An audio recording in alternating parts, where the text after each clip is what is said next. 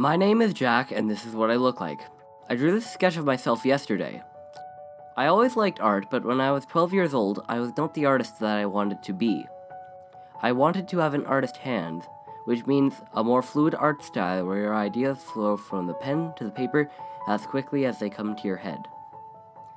In order to get an artist hand, you need a lot of practice, but when I was 12, I was diagnosed with systematic juvenile arthritis. I was so tired I couldn't even pick up a pencil, and I missed 138 days of school. I wasn't sure if I would be able to keep drawing and improving my skills.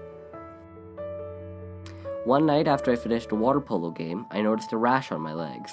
Over the next few weeks, it kept spreading, and I started getting sore joints and fevers. Eventually, my mom took me to the hospital. None of the doctors knew what was going on. They thought it could be some kind of infectious disease, maybe rheumatic fever, but nothing they tried was helping. Eventually, I was referred to the rheumatology clinic and was so sick that they admitted me to the hospital that day. I was very sick for a couple of days, and I only remember how tired I was.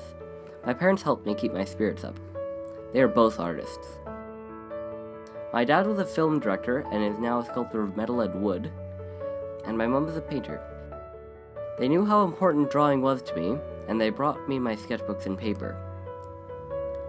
That week in the hospital, when I probably should have been doing homework, I did more drawing than I had in the entire previous month. Slowly, throughout the week, I noticed that my hand was becoming more fluid with each drawing. I remember at the end of the week drawing a page of characters that just felt effortless to draw but looked beautiful to me. As I was looking at the page, I realized I had an artist's hand.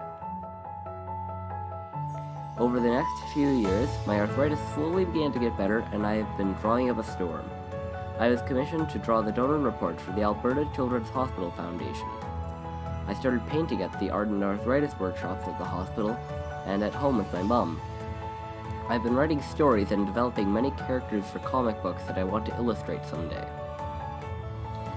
It was painful and scary to get arthritis, but now I often forget that I even have it, even though I am on an immunosuppressive medication. And the strange thing is, arthritis actually gave me something else. It gave me the artist's hand and the motivation to keep practicing. My art style did change, but I like it even better now.